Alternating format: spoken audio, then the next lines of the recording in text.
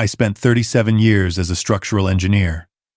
I built bridges, designed foundations, calculated loads that would hold up skyscrapers. But nothing in my career prepared me for the moment my son-in-law looked me dead in the eyes and said, "You're not really family, Harold. You're just the guy who writes the checks." Let me take you back to where this all started. My name is Harold. I'm 64 years old, retired, living in a modest house in Aurora, Colorado. My wife Patricia passed away 8 years ago from pancreatic cancer. We had one child together, a daughter named Megan. Megan was everything to us. She was smart, driven, graduated top of her class at University of Colorado Boulder. Patricia and I sacrificed a lot to give her the best education. We skipped vacations. We drove old cars. We saved every penny so our little girl could have opportunities we never had. When Patricia got sick, Megan was 26. She had just started dating a man named Derek. He was charming at first, good-looking, worked in pharmaceutical sales, the kind of guy who knew how to shake your hand firmly and look you in the eye. I remember thinking, okay, this one might be different. Patricia met him twice before she passed. On her deathbed, she grabbed my hand and whispered, "Take care of our girl, Harold. Make sure she's happy." I promised her I would. After Patricia died, I threw myself into being there for Megan. She was grieving. Derek was there for her too. I'll give him that. He held her when she cried. He came to the funeral. He said all the right things. They got engaged 2 years later. I was happy for her. Truly. I paid for the entire engagement party. $15,000 at a nice venue in downtown Denver. Derek's parents showed up, said thank you, then spent the whole night talking about their recent cruise to the Bahamas. I didn't mind. I wasn't doing it for thanks. I was doing it for Megan. The wedding came next. I paid for that too. $52,000. The dress alone was $8,000. Derek wanted an open bar with top-shelf liquor. I said yes. Derek wanted a live band instead of a DJ. I said yes. Derek wanted to invite 120 people from his side. I said yes. At the wedding, Derek's father pulled me aside. He had a glass of my expensive scotch in his hand. "You know, Harold," he said, "Derek's really doing Megan a favor. She's lucky to have him. Not every man would take on a woman with so much emotional baggage from losing her mother." I didn't say anything. I just nodded and walked away. After the wedding, they moved into a small apartment in Lakewood. Derek was making decent money, but not enough for the lifestyle he wanted. Megan was working as a marketing coordinator. Together, they were comfortable. But Derek had bigger ambitions. 6 months into the marriage, Megan called me. "Dad, we found a house. It's perfect. 4 bedrooms, big backyard." My heart swelled. Grandchildren. The thought of it made me smile for the first time in months. "How much?" I asked. "That's the thing, Dad. It's $650,000. We can't qualify for the full mortgage. The bank says we need a bigger down payment. How much do you need?" There was a pause. I could hear Derek in the background, coaching her. $130,000. For the down payment, I had the money. Patricia and I had saved well. My pension was solid. I had investments. I could do this. "I'll transfer it tomorrow," I said. Megan cried. She thanked me over and over. Derek got on the phone and said, "Harold, you're the best father-in-law a guy could ask for. We'll pay you back, I promise." They never did. The house was beautiful.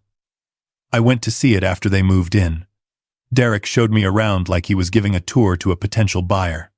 "This is the master suite. This is the home office, where I'll be closing deals. This is the kitchen, with the granite countertops." Not once did he say, "This is the house your generosity made possible," but I let it go. For Megan, 3 months later, Derek got laid off. The pharmaceutical company he worked for had a round of layoffs. He was devastated. Megan called me, crying, "Dad, we can't make the mortgage payment. Derek's looking for work, but the job market is tough. We might lose the house." I couldn't let that happen. Not after everything. How much is the mortgage? I asked. $4,200 a month. I'll cover it until Derek finds something. That was 2.5 years ago. Derek found a new job after 8 months. But by then, I was already in the habit of paying. And somehow, the expectation had shifted. Every month, I transferred $4,200 to their account. Every month, Derek found reasons why they couldn't take over the payment yet. We're still catching up on credit card debt, Harold. We're saving for a vacation.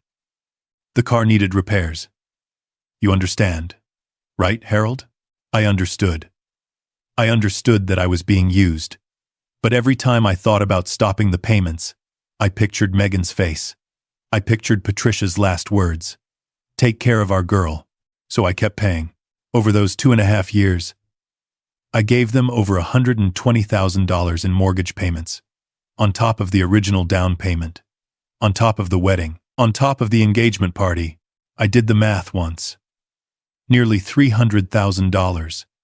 That's what I had given my daughter and her husband. And in return, what did I get? I got phone calls when they needed money. I got invitations to holidays where Derek would spend the whole time on his phone while I sat alone in the living room.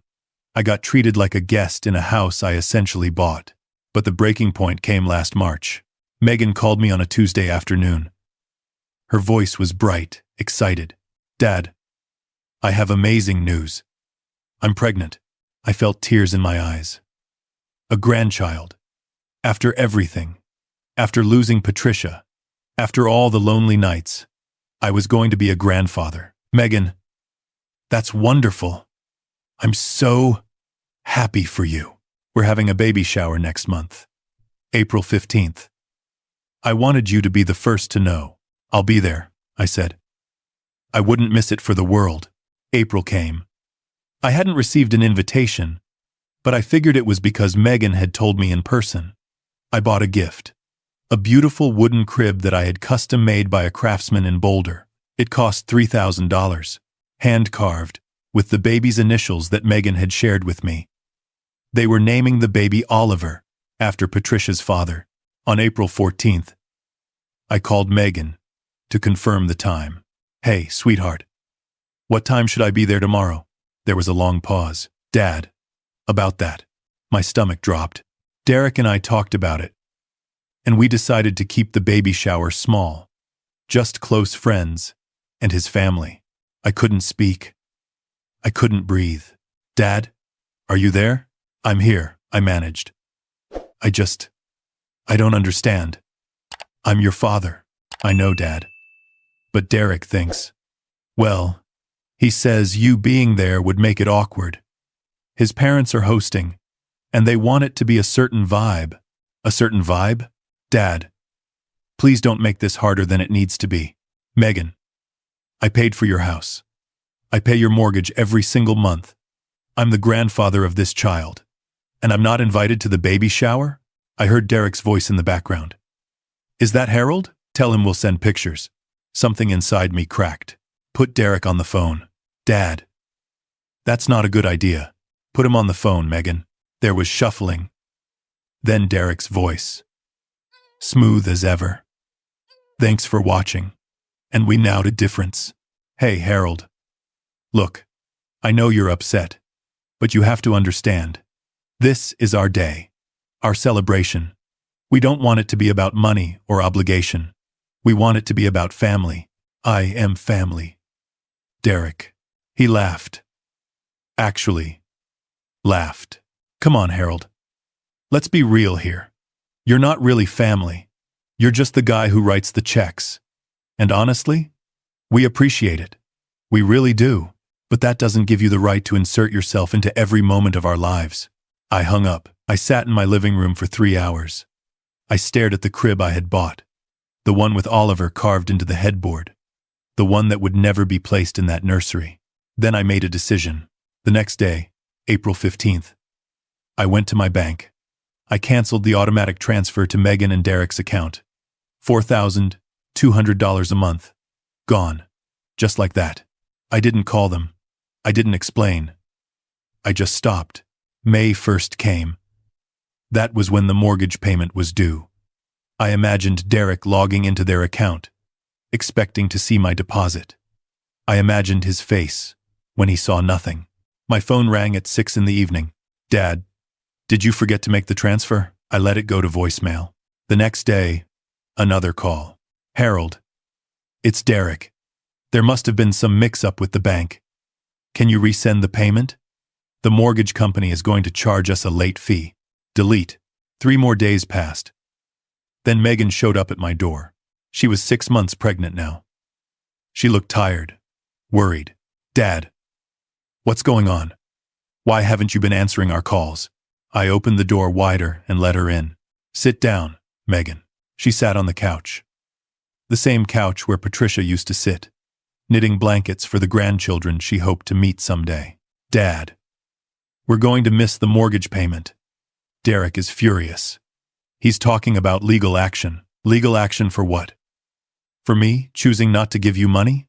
Dad, you can't just stop. We depend on that money. I know you do. That's the problem. Megan's face crumbled. What are you talking about? I'm talking about the fact that I've given you nearly $300,000 over the past 4 years. I paid for your wedding. I gave you the down payment for your house. I've been paying your mortgage for over 2 years. And in return, I get excluded from my own grandchild's baby shower because I'm not really family. I'm just the guy who writes the checks. Megan's eyes went wide. Derek told you that? Word for word. She put her hand over her mouth. Dad, I didn't know he said that. He just told me you didn't want to come. He lied to you. Like he's been lying to both of us.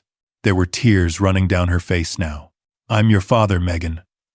I held you when you were born. I walked you to your first day of kindergarten. I paid for your college. I held your hand at your mother's funeral. And your husband tells me I'm not family? She was sobbing now. I'm so sorry, Dad. I didn't know.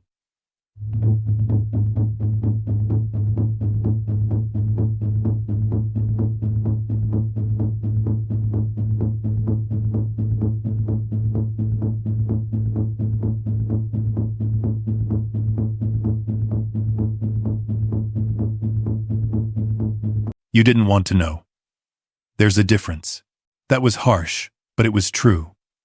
Megan had been so wrapped up in her new life with Derek that she had let herself be blind to how I was being treated. She had convinced herself that the money was freely given with no strings attached. So there was no need to feel guilty about how I was being excluded from their lives. She left that day without any promises, just tears and apologies. The next week, Derek showed up at my door. He was not happy. Harold, we need to talk. I stepped outside onto the porch. I didn't invite him in. Talk. Look, I don't know what you said to Megan, but she's been crying for days. She's stressed out, and that's not good for the baby. Maybe you should have thought about that before you told me I wasn't family. His jaw tightened. I was just being honest. You want to buy your way into our lives. But that's not how family works. Buy my way in? Derek, I gave you everything. I gave you a wedding. I gave you a house. I've been paying your bills for years, and you repay me by excluding me from my grandchild's baby shower? That was Megan's decision, too. We both know that's not true. He stepped closer. His voice dropped low. Listen here, old man. You're going to restart those payments, or there are going to be consequences. What kind of consequences? Megan and I have been talking. If you don't support us financially, there's no reason for you to be in our lives, or in Oliver's life. He was threatening to take away my grandchild. I felt something cold settle in my chest. Not fear. Something else. Clarity. Derek, I want you to listen very carefully to what I'm about to say. I'm not giving you another penny. Not now. Not ever. And if you think you can use my grandchild as a bargaining chip, you have severely underestimated who you're dealing with. He laughed. What are you going to do, Harold? You're just a lonely old man with nothing but money. Without that, I smiled. It wasn't a friendly smile. We'll see. He stormed off, got in his car, and drove away. That night, I made some phone calls. You see, over my 37 years as an engineer, I had built more than bridges. I had built relationships, connections. I knew people in finance, in real estate, in law. I called my attorney, Richard, who I had known for 25 years. Richard, I need you to look into something for me. My son-in-law, Derek Callahan. I want to know everything. His finances, his work history, everything legal you can find. Richard called me back 3 days later. Harold, you're not going to believe what I found. Derek had been hiding a lot. His previous job, the pharmaceutical sales position, he hadn't been laid off. He had been fired for falsifying expense reports. They hadn't pressed charges because it was easier to just let him go. But that wasn't the worst part. Derek had a second credit card. One that Megan didn't know about, with a balance of $63,000. Most of it spent at high-end restaurants, golf courses, and a jewelry store. The jewelry store receipts showed purchases that didn't match anything I had ever seen Megan wear. There was more. Derek had been transferring small amounts from their joint savings account into a personal account. Over the past 2 years, he had siphoned off nearly $40,000. My son-in-law wasn't just entitled. He was a fraud. And possibly a cheat. I took all the information Richard had gathered, and I called Megan. Sweetheart, I need you to come over. There's something you need to see. Come alone. She arrived an hour later. Her eyes were red. She looked exhausted. I sat her down and showed her everything. The credit card statements, the bank transfers, the jewelry store receipts. She didn't say anything for a long time. Then she asked, "What jewelry store?" I showed her the receipt. 3 purchases over 6 months. A diamond necklace, a pair of earrings, a bracelet. Total value over $12,000. I've never seen any of these, she said quietly. I know. She looked up at me. Do you think he's... I don't know. But I think you need to find out. Megan left with copies of everything. I didn't hear from her for a week. When she finally called, I found the necklace. It was in his gym bag. I asked him about it, and he said it was a gift for me that he was saving for after the baby was born. But then, I checked his phone while he was sleeping. What did you find? Her name is Jessica. She works at his company. They've been seeing each other for 8 months. My heart broke for my daughter. Despite everything, despite how she had allowed me to be treated, she was still my little girl. And she was hurting. What are you going to do? I don't know, Dad. I'm 7 months pregnant. I can't just leave. I'm 7. Yes, you can. You can come home. There was a long silence. Would you really take me back? After everything? Megan, you're my daughter. That's not something that changes. Not ever. 2 weeks later, Megan moved back into my house. She brought a suitcase and the crib I had made, the one with Oliver carved into the headboard. Derek, predictably, lost his mind. He showed up at my house, pounding on the door, demanding to speak to his wife. I opened the door calmly. She doesn't want to see you, Derek. You can't keep her from me. That's my baby she's carrying. The baby she's carrying is my grandchild. And you have done nothing to earn the right to be in his life. This is kidnapping. I'm calling the police. Go ahead. While you're at it, maybe you can explain the $63,000 in hidden debt, or the $40,000 you siphoned from your joint account. Or Jessica, from accounting. End quote. His face went white. Yeah, I said. I know everything, and so does Megan. So here's what's going to happen. You're going to leave this property.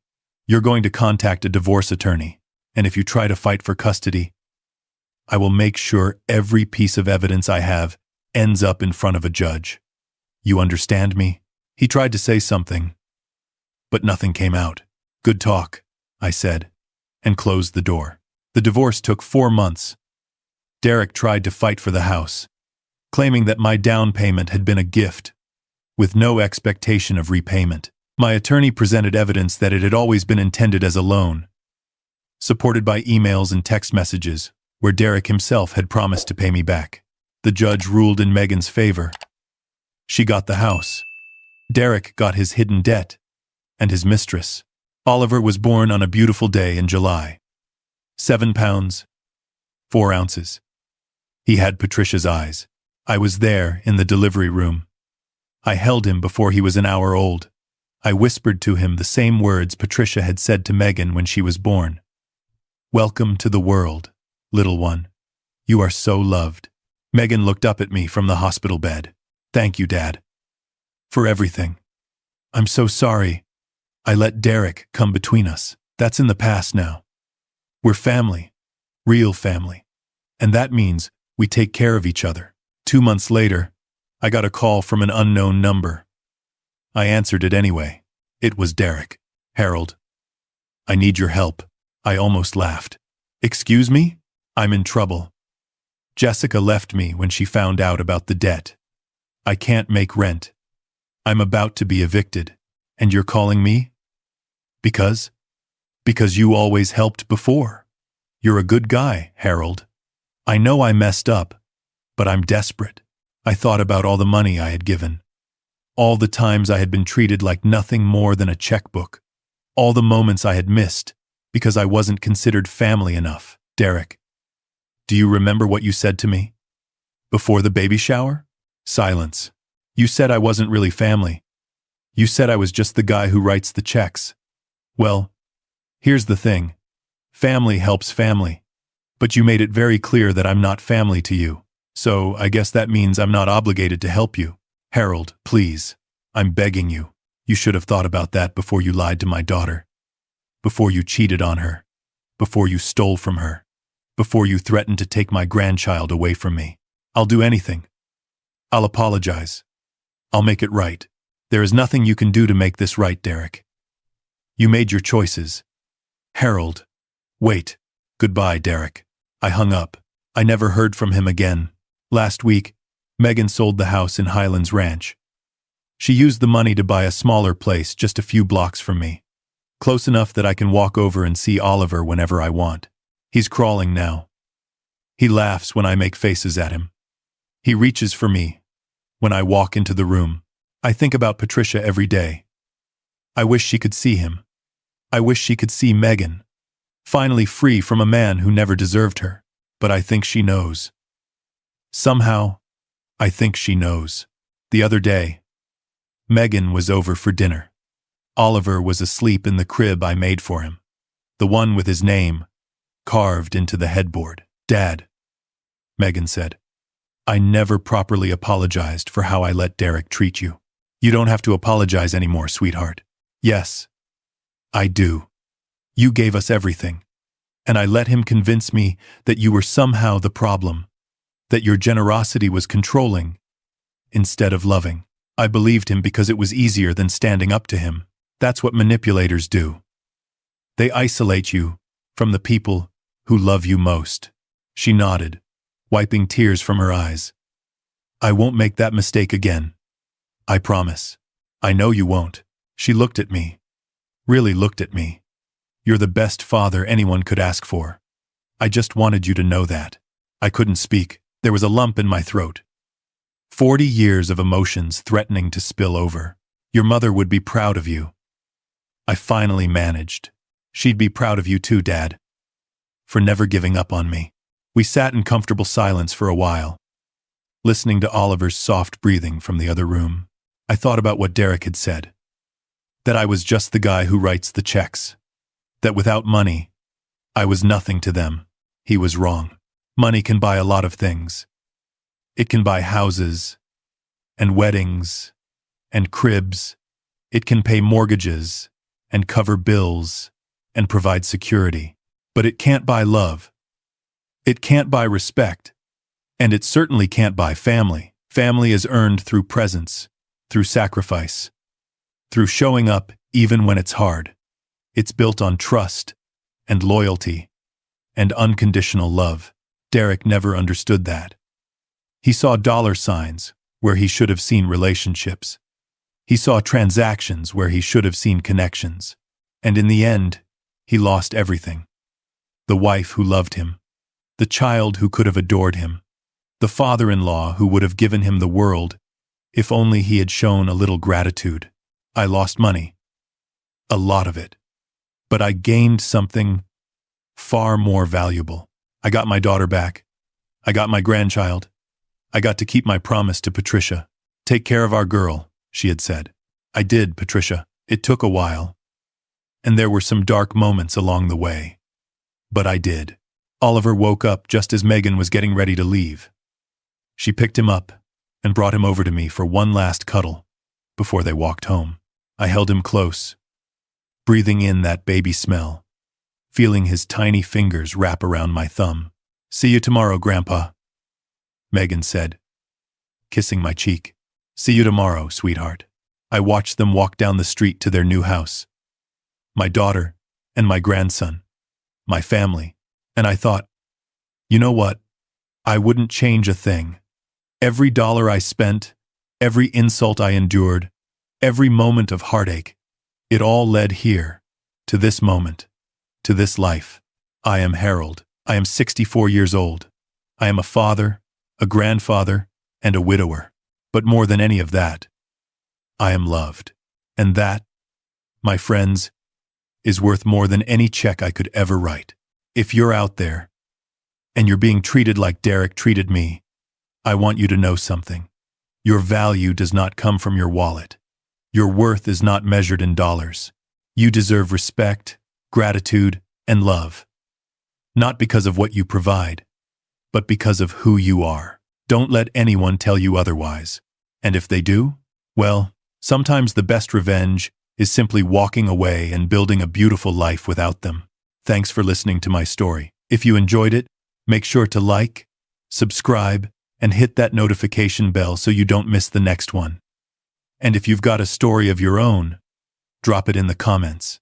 Until next time, take care of yourselves, and take care of the people who really love you.